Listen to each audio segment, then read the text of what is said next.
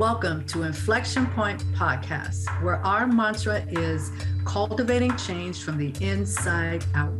Join your hosts, Anita Russell, Mavis Bauman, and Gail Hunter, as we create a brave space for conversations about racism, personal transformation, and accountability. Conversation provides a means to dive deeply into your thoughts, ideas, and beliefs and examine what emerges in your words, actions, and behaviors. The show is a journey towards anti-racism by cultivating change within yourself first and then out into the world. Learn to engage in racial dialogue using 4 tools: courage, conversation, relationship, and accountability. Discover how truth, reconciliation, and healing can emerge from honest and deliberate conversations. Manifest social change right now on Inflection Point Podcast.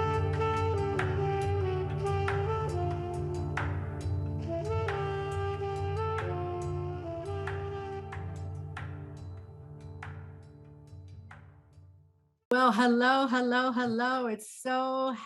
I'm so happy rather to have you here with us for the newest episode of Inflection Point Podcast on Transformation Talk Radio. I am your host, Anita Russell, and here is a quick hello from Gail and Mavis, the 2 co-hosts. I am Gail Hunter. We did. Wait, let's try that again. Gail, take it away. Hi, I'm Gail Hunter, and welcome to our podcast. Go ahead, Mavis. Hi, I'm Mavis Bauman. Welcome. Excellent. So if you have been following us for the last couple of episodes or so, you know that we have been focusing on a particular topic. So that's generally how we do it. We focus on a certain topic, and then we have a central question associated with that topic. So the topic that we're focusing on, and this is our last part for this particular topic: racism is a disruptor of health and wellness in mind, body, and spirit. And our central question for today is, how do community-based solutions play a role in driving health equity? And throughout the conversation, the 3 of us are going to talk about that question from specific topics that are related to social determinants of health. And we're also going to feature a particular community-based solution that we just wanted to highlight as an example of the type of work that people are actually out there doing. So just as a quick recap, the work that we've been discussing has been based on the 2017 publication from the National Academy of Sciences, Engineering, and Medicine, and it's called Communities in Action, Pathways to Health Equity. And there are a number of takeaways of that particular resource. And the 4 takeaways are: health equity is crucial to the well-being and vibrancy of communities. I'm sure we can all agree to that. Mm-hmm. Social inequities matter more than healthcare in shaping health disparities. Health equity holds benefits for the entire nation, from economic vitality to national security. And finally, communities have the power to take steps towards health equity. And so that's what we're talking about, is these community-based solutions. And that's kind of defined as an action or a policy or a program or a law that is driven by the community, that it impacts the community level factors and promotes health equity. So our discussion includes strategies of one particular community, the one that I mentioned earlier, and that one is called People United for Sustainable Housing in Buffalo, New York, and they refer to it as Push Buffalo. So we're going to refer to that particular community-based solution throughout our conversation. So the 3 social determinants of health that we're going to focus on, and these are actually the last 3. There's a total of 9, and we've already talked about the other 6. So we're ending out part 3 by talking about the last 3, which are income and wealth, employment, housing, And each one of us is going to take one of those social determinants of health and expand upon it and talk a little bit about how Push Buffalo actually incorporates or reflects that particular social determinant. So I'm going to just jump right in and talk about income and wealth. Now, I think the times that we're living in, those are things that people are kind of concerned about on a regular basis now. When you think about the fact that we just, what we just went through with COVID, and you saw some shifting dynamics in there with regard to employment. You have a number of people who lost their jobs. You have a number of people who move into remote working and all that sort of thing. And then as things are starting to kind of wind down, at least in terms of people moving around a little bit more, people are actually quitting. And people are quitting for various reasons. Some of the reasons that I've read about are people just kind of deciding, you know what, I really just don't want to do that anymore. I want to have my own business. Or, people just came to this conclusion like, I was really unhappy in that work, so I'm not going to go back. Or I like to have the option of not working 5 days a week in the office, but maybe only working 3 days in the week. So people kind of came out of it just kind of in this mindset centered around flexibility and having more options. And now there's a huge demand because you have so many people that have left their jobs, which is opening up lots and lots of work. And so now there's an employment shortage, so it's interesting how those things play together. But in all of that, one of the things that people also were kind of thinking about, well, I could maybe make more money if I leave this space that I'm in and go to this space over here, whether that's starting my own business or going to another company or what have you. So when you think about income and defined as the amount of money earned in a single year and it can be from your employment, government assistance, retirement, pension, interest, dividends, investments, and all of those different types of things that kind of make up the income portion of your financial picture. So I look at myself as a little bit of an example. I went to the University of Pittsburgh, graduated as a science major, and ended up starting a research career. Now, when I started my career, I didn't have any children. I was fresh out of college, and I was just glad to be able to say that I went to college and I was able to find a job right after college. So that was a blessing in and of itself. But I started working in an academic research environment. Actually was connected to the University of Pittsburgh. However, as my career progressed and I started thinking more and more and more about other ways that I could do research in other environments. And so I started researching the pharmaceutical industry, which was good because it definitely opened up a lot more possibilities for me from a career perspective. I could make more money. The catch was there's no pharmaceutical industry in the city of Pittsburgh, which is where I was at that time. There's no pharmaceutical industry here. So in order for me to be able to get on a different path from an income perspective, I needed to make a big move. And so I packed myself up. At the time I had my first daughter. We got ourselves packed up and we moved to the New Jersey area, and I ended up getting a job, working a job in Princeton University.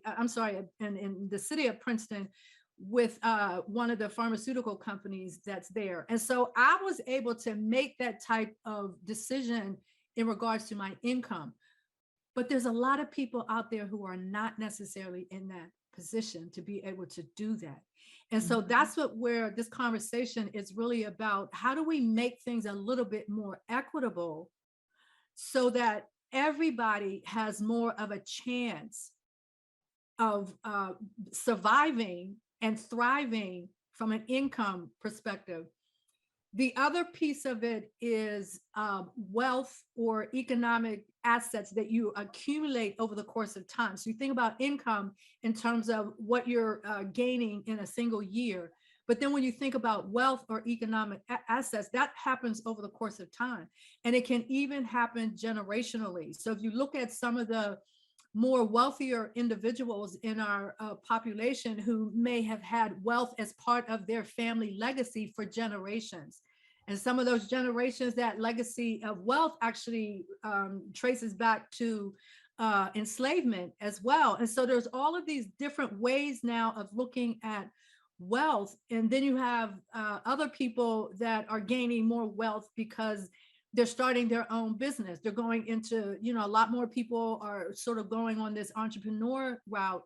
And so you have some people that do the really big entrepreneur thing, like I want to have a multi-million dollar company. I want to grow the company, and then I want to flip it, so to speak, and sell it, and then kind of start that process. Excuse me. Start that process all over again. So those are people that are kind of like serial entrepreneurs.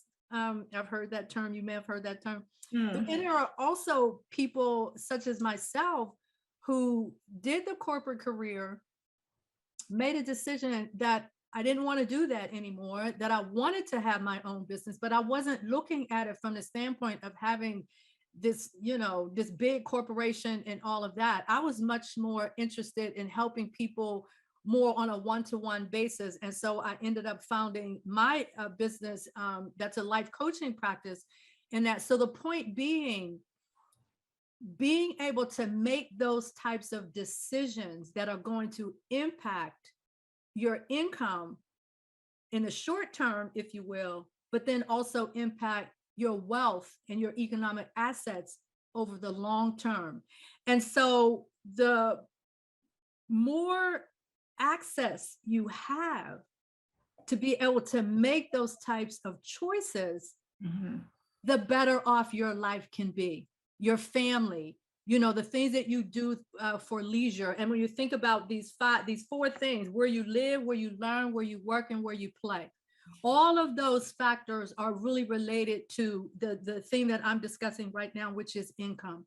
Everybody needs to have some sort of income in order for them to, the idea is that everybody should have some baseline minimal way of living, so that you don't have people that are up here and then people, that are way down here, like below zero, and that sort of thing. So that becomes really, really problematic. So then when you start looking at organizations that are out there that are actually doing things to impact people in their economic lives, and can start helping them to kind of generate wealth, having steady employment and all of that. So I'm going to share a little bit with you about Push Buffalo. This organization is located in Buffalo, New York. It was founded in 2005 by a gentleman by the name of Aaron Bartley and Eric Walker.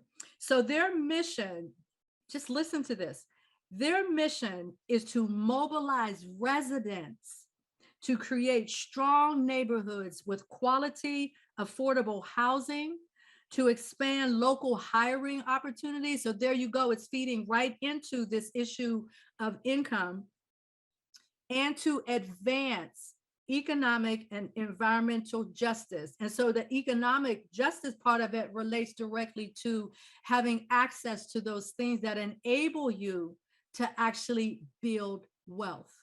And so when when we were doing all of the research and kind of getting an idea of, because we had like a number of different community-based organizations to kind of select from, but this particular one seems to really cover like almost all of the 9 social determinants of health. So we decided to take a little bit of a deep dive into that one. So I'm just going to read one more thing about that, and then I'm going to turn it, I'm going to turn it over to Gail. So maybe we'll have like a minute or two just to discuss it. I want to make sure that I'm not running in too much into Gail's time. So one of their strategies is to build a more democratic, action-oriented organization that addresses poor housing conditions and the lack of living wage jobs in our neighborhoods. That's a powerful statement.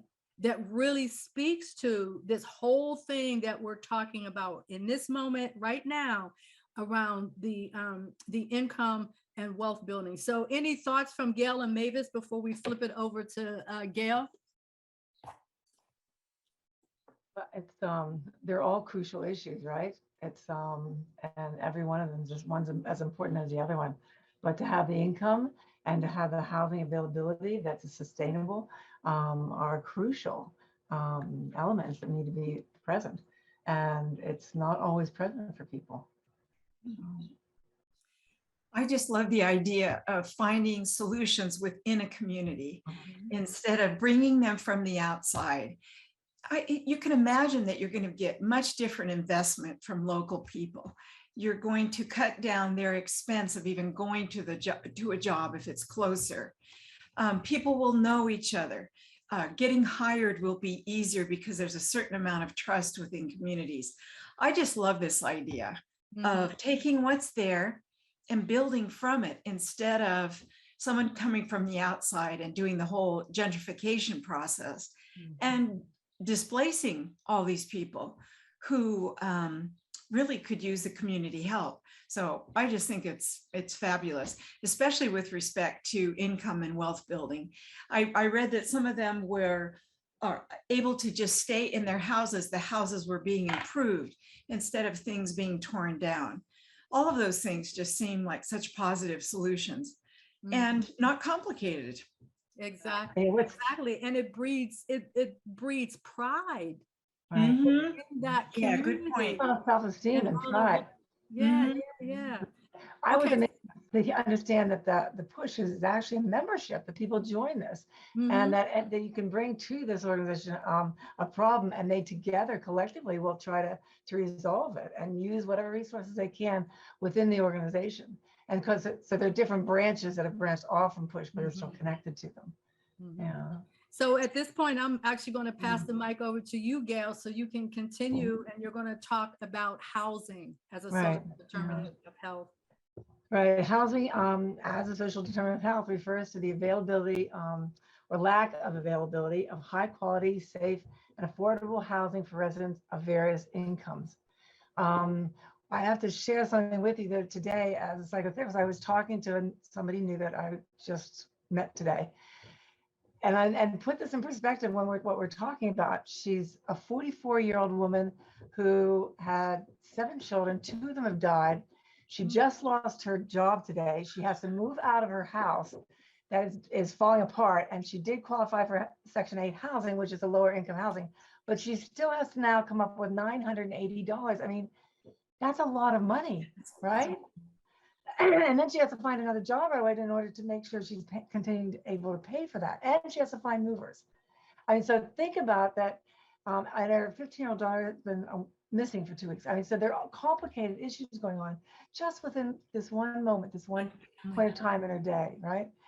And so housing is crucial. She doesn't even know how she's going to move out of this house, let alone to get to the next one, right? And so all those different things that we just take for granted.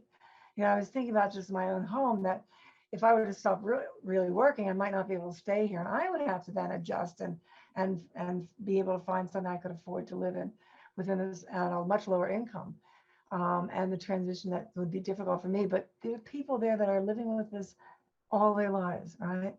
And so housing also, it encompasses the density within a housing unit, segregation and diversity in the area, the overall level of segregation, of racial bias and ethnic classifications that often happen. It affects our physical health conditions, such as lead and different allergens, molds. I mean, and they really do play havoc on our physical health. It's one of the best researched social determinants of health, housing is, and selected housing interventions for low-income people have been found to improve health outcomes and decrease healthcare costs considerably. In 2005, WHO, the World Health Organization, found that sufficient evidence that stated that available to estimate the burden of disease for different physical factors, such as extreme temperatures, chemical factors such as environmental tobacco smoke, if you're in an apartment building and that the ventilation is going to put that smoke everywhere, Lead, if the pipe systems are not functioning well, there could be lead in the pipes, not just in the paint and the walls that have been mostly removed or trying to be mostly removed. And the biological factors such as mold and dust mites, as I mentioned before, the mold. There are also physical parts of the building. If they're not safe, if they're not kept up to standards, there could be a lot more injuries and accidents happening. So there needs to be a continuation of more clarity in some of the requirements and the relationship between health and housing. Most Americans spend about 90% of their time indoors, and about 2/3 of that time is spent in the home. And young children spend even more time at home, and they're especially very vulnerable to different household hazards that are really not even necessarily in the family's power to change. It's not like leaving chemicals in the kitchen that a child could get to. It could just be literally from what's going on in the building itself. If there are water leaks, there's poor ventilation, their carpets are dirty, there's pest infestation, bed lice, whatever that, Bed bugs. Bugs, right, bed bugs. That when that comes into one apartment in an apartment building, they travel to every single apartment, and it's really difficult to get, not impossible, but difficult to get rid of. So it's even things like that you have no control over. Then we know that different issues that I've brought up, like lead poisoning, can cause irreversible effects on the brain and nervous system. Cold indoors and a variation in temperature from one extreme to the other has been associated with increased risk of cardiovascular disease and also a higher mortality among more vulnerable populations, such as the elderly, of which I've now joined. And there's even residential crowding. You'll see a lot of families that have multiple families living in one unit, that they may have 2 bedrooms and they have 10 people in that apartment. And how that can affect everyone. There's also an increased risk of developing respiratory problems and even tuberculosis. And they're finding that the stress levels are much higher. And for children, it's more difficult for them to find places that they can study, to be able to have their own bedrooms, that they often will share bedrooms. And it's difficult to emotionally, not just physically, experience living in those kind of conditions. You see a lot of people that are immigrants, that you'll see families joining together and living in a smaller place because of financial reasons, right? And they do the best that they can, but something more needs to be happening, I think, to help. Housing is considered affordable when a family spends less than 30% of its income to rent or buying or owning a residence. The shortage of affordable housing limits families and individuals' choices about where they can even live. It usually means to relegate lower income families to substandard housing in unsafe and overcrowded neighborhoods with higher rates of poverty, fewer resources for health promotion, such as parks and places that you can ride bikes or recreation areas, community centers. High housing related costs place a particular economic burden on low income families, forcing trade-offs between, do I buy food? Do I pay my heating bill? Or what do I really put this money towards? They found low income people had a difficulty paying rent, mortgage, or utility bills, and often they would forego regular doctor checkups and end up going into the emergency rooms and using that as their way of getting medical help.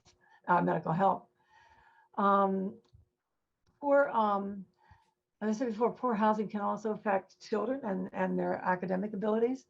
It can, if steps and windows and balconies are not safe and secure, people can fall. There have been children falling out of windows. There have been, different things that people just walking down the steps and a step giving out.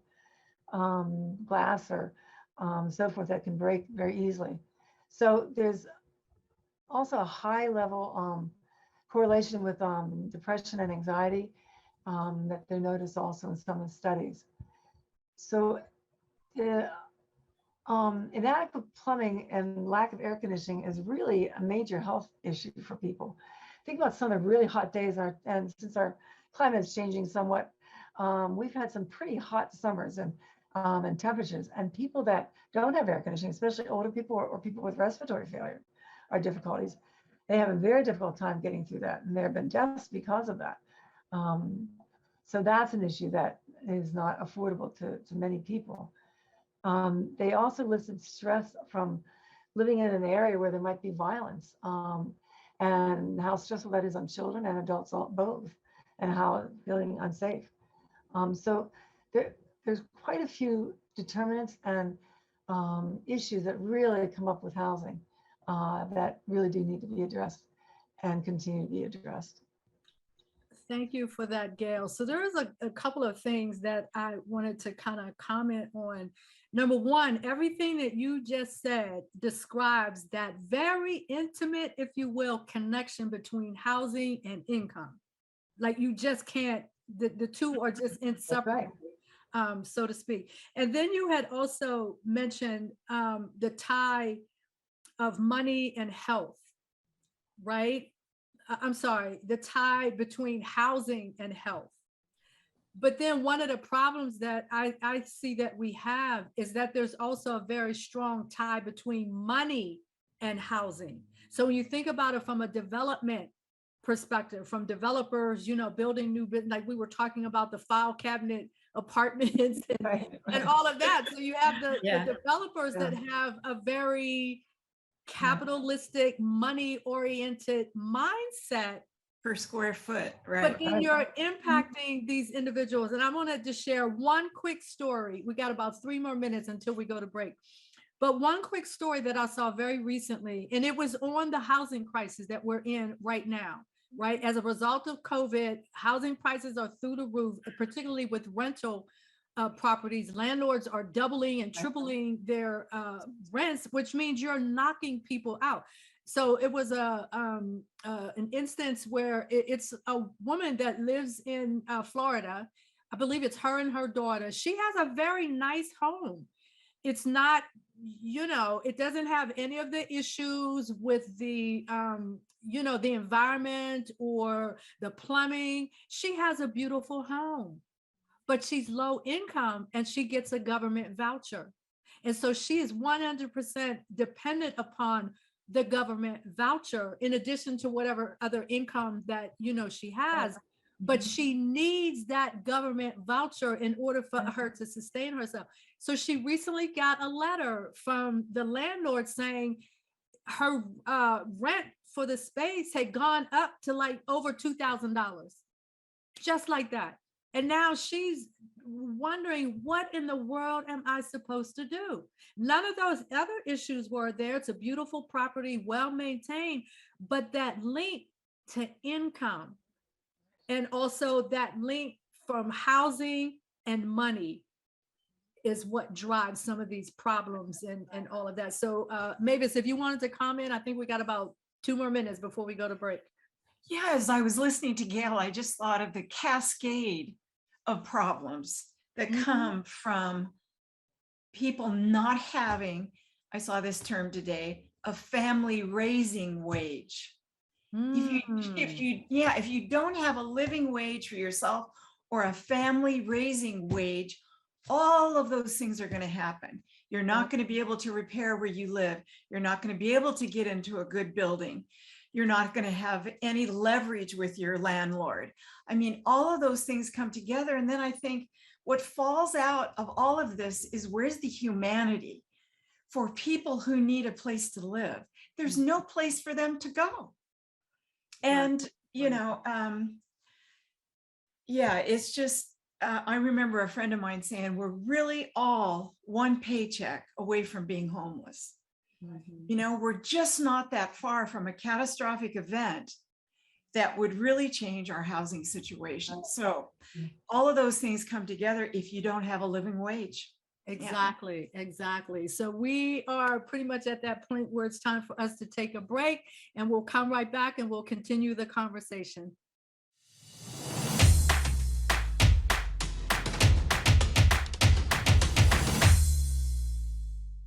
So welcome back. You are listening to Inflection Point podcast on Transformation Talk Radio, and our topic is racism is a disruptor of health and wellness. And our central question for this episode is, how do community-based solutions play a role in driving health equity. And at this point, I'm going to pass the mic over to Mavis, and she's going to bring us home with that final topic. Great, thanks, Anita. I've been a quote collector for years, and I collected something when I was like about 19 years old. And the quote is, "It's a darn good day when a man can get up, put on his shoes, and go to work."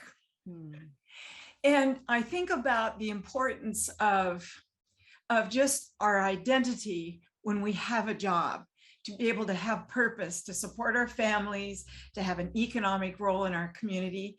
And I just think that everyone should have this opportunity, no matter their race, educational level, geographic area, physical abilities, all of those things. But unfortunately, these work opportunities are not evenly distributed, either geographically or socioeconomically. So, and it's especially true for people of color. I remember hearing recently that resume algorithms can even discriminate against Black names, which blows my mind. And so there's even a process that Black people know they have to do to quote unquote whiten their resume a little bit in order to get a job, which that's gotta end, and soon. So anyway, I just took a look at this idea of workplace and how it affects our health from two different angles. One is just getting in and getting a job. And then the other angle is, what are the workplace conditions? Are you safe, emotionally, mentally, physically, and so on?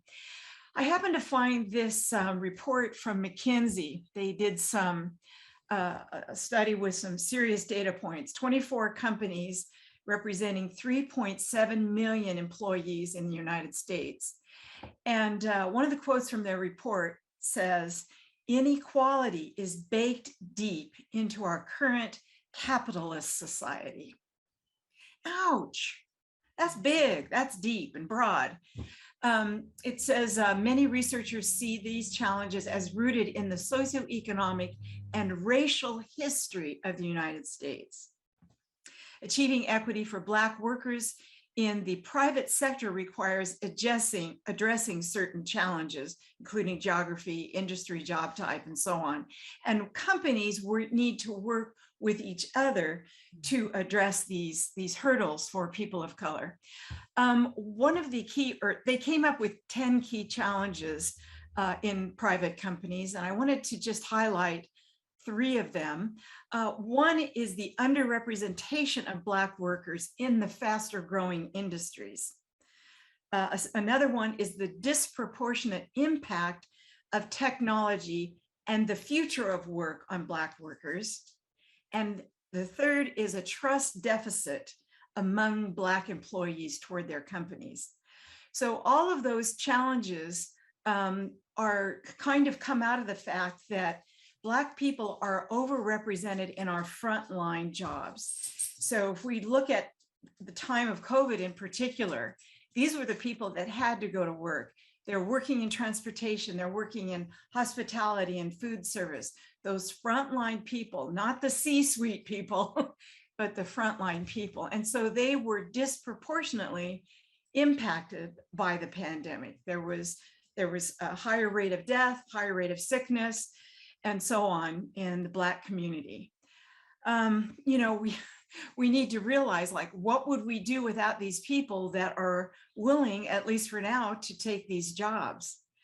They're overrepresented in low wage occupations and underrepresented in high wage occupations. And then, Anita, I think as you mentioned today, the pipeline for promotion of work is broken. It's just broken. Get a load of this.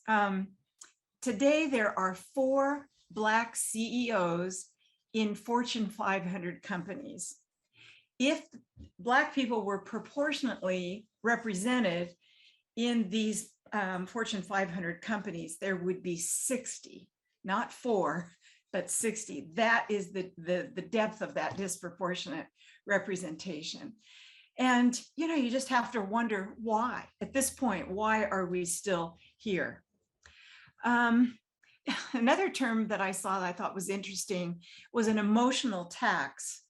that occurs for people that probably mainly people of color. Yeah, they're talking about Black employees here, but a heightened feeling of being different that has a detrimental effect on the health of Black employees.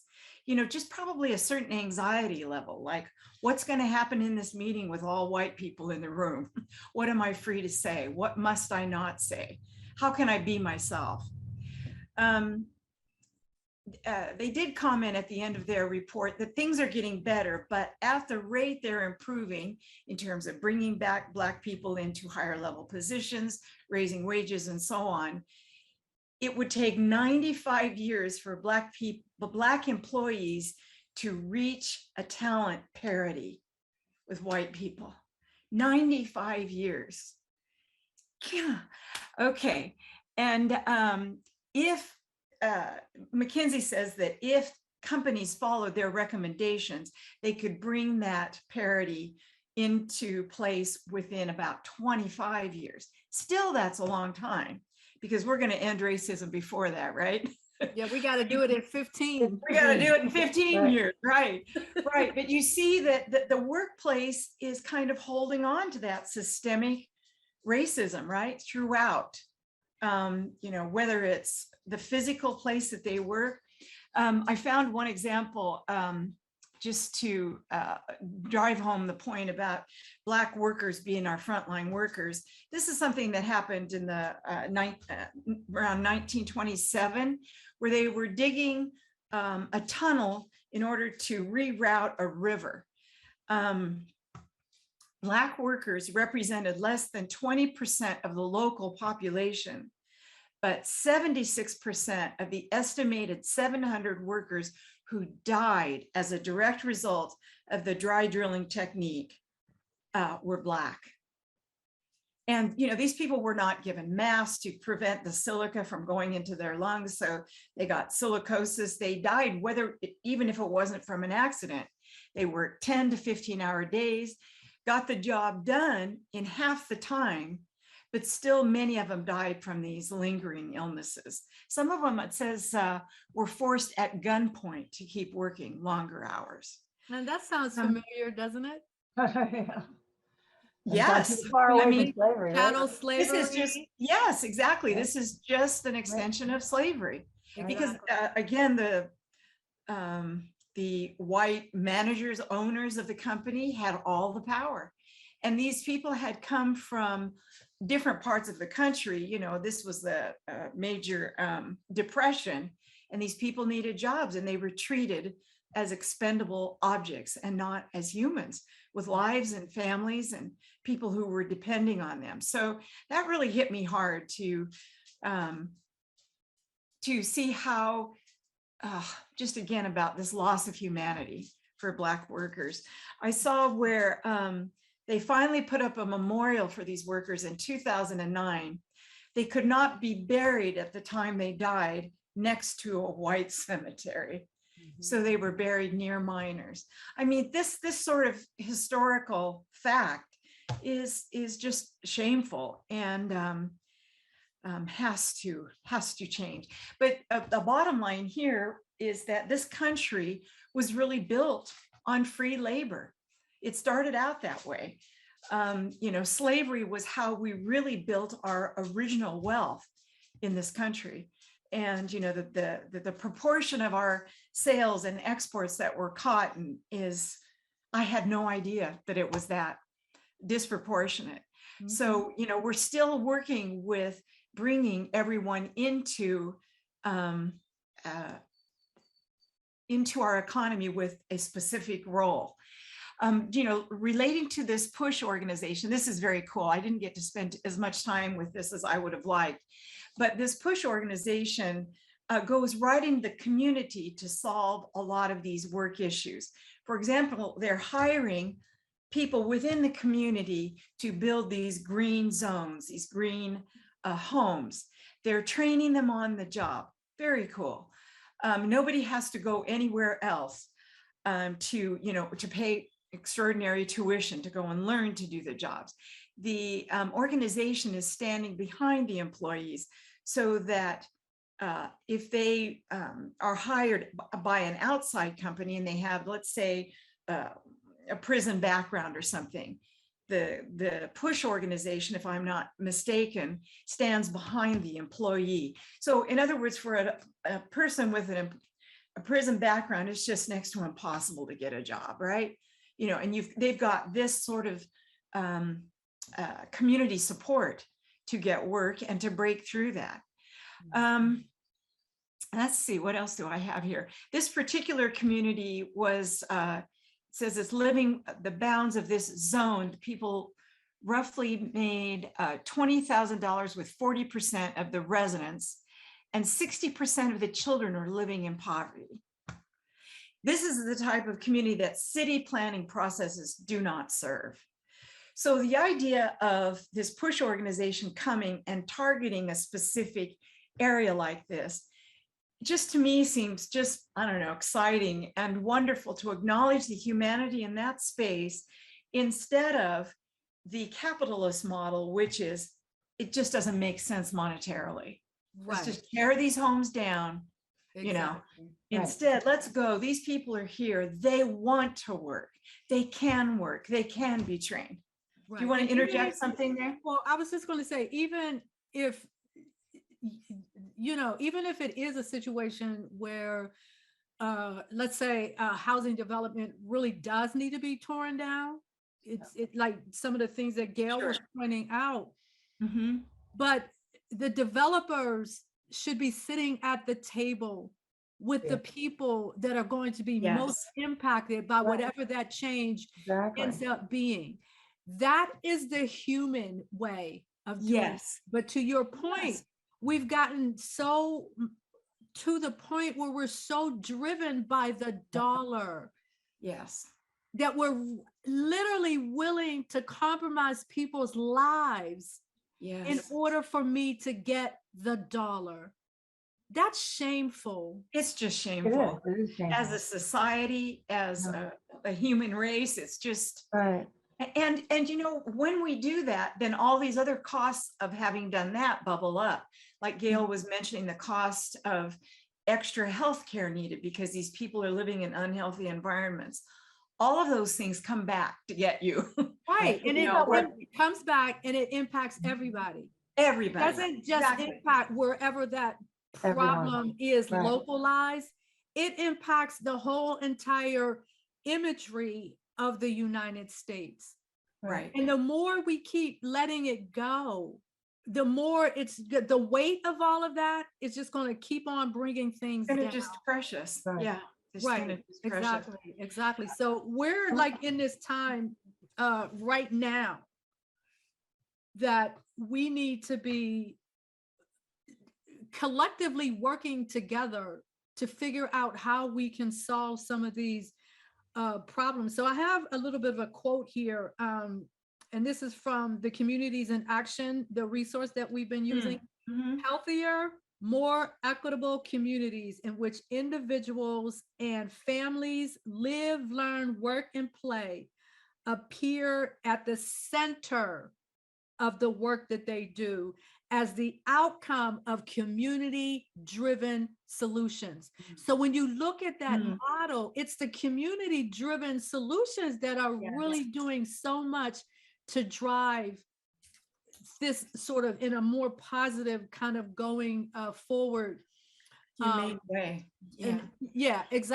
Exactly, where everybody can benefit. And I think also we move away from this mindset that zero sum kind of looking at everything, where if I lose, if somebody else wins, that means I have to lose something. No, it doesn't.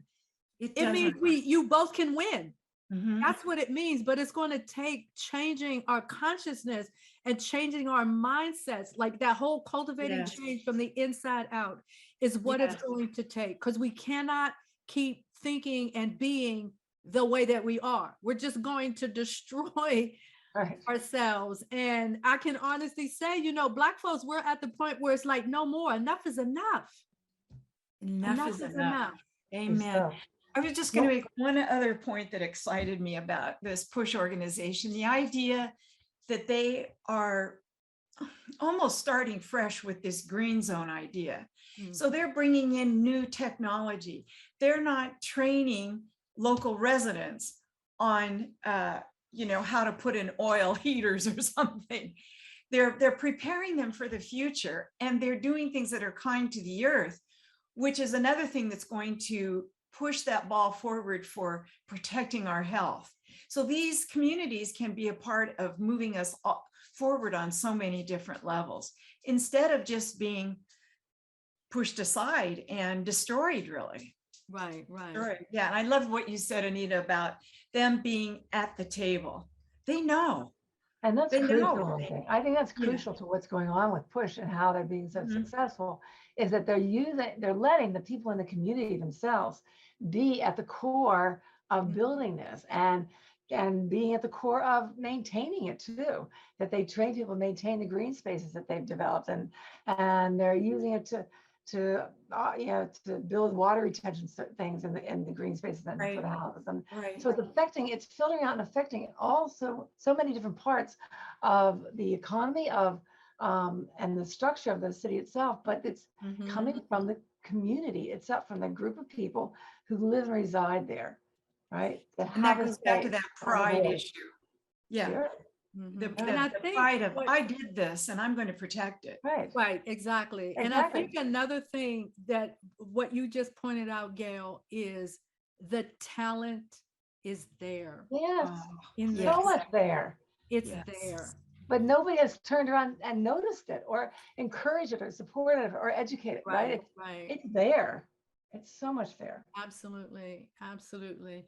So we are quickly running out of time. And one of the things that I wanted you all to do is have the opportunity to kind of call out the work that you do outside of Inflection Point Podcast, give people the opportunity to visit your website and see all the stuff you got going on outside of this podcast. So who goes first? Right, Mavis. Mavis. So my main project is called Seed a Better Life. It's a nonprofit. You've heard me mention it a little bit before. It is an organization that raises funds for the support of Rwandan genocide survivors. And I was just thinking about how to tie that work in with this conversation. One thing that we have done from the very beginning is, what do you need? What do you need? Where does this child want to go to school? Which child in the family wants to go to school?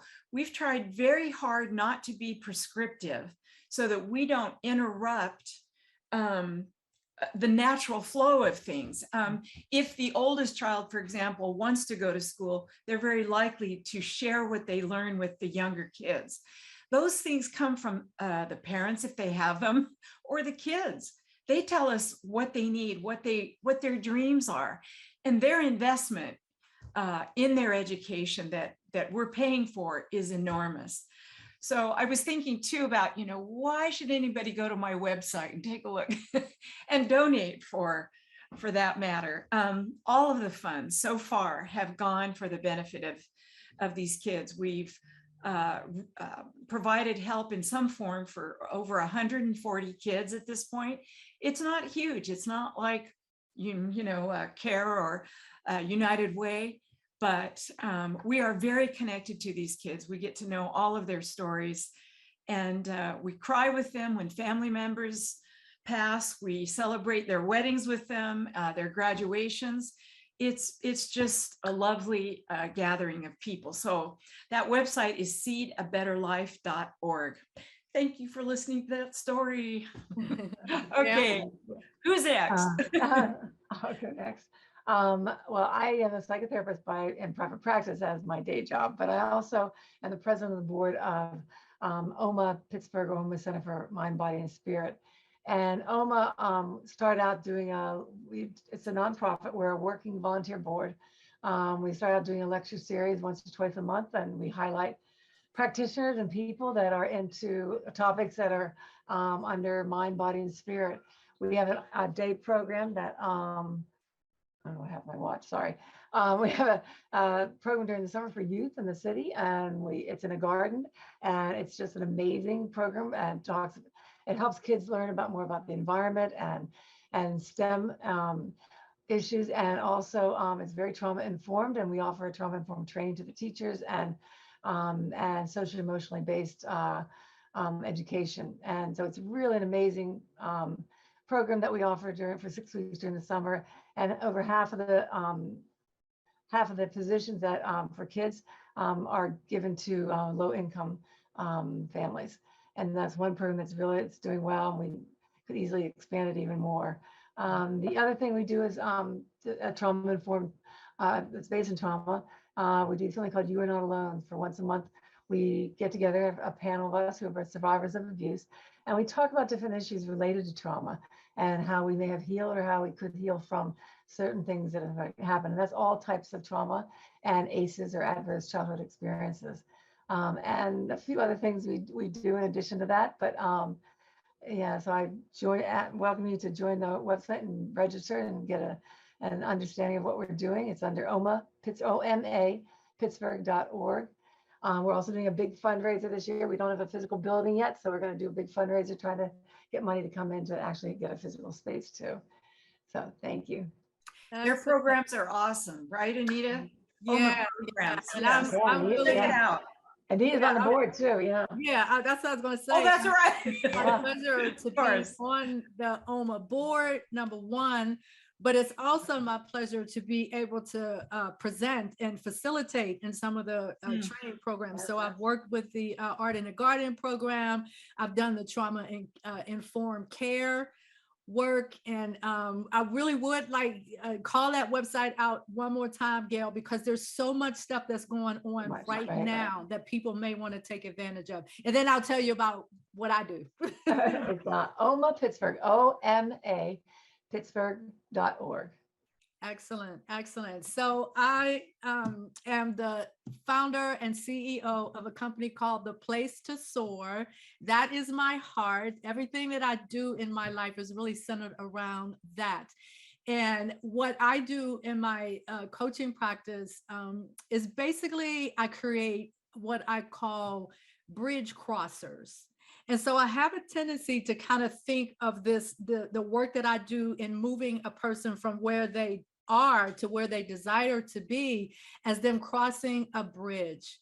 And so I am their navigator as they're crossing their bridge. I can be their advisor as they're crossing their bridge. I'm helping them to discover what does that pathway across the bridge look like for them.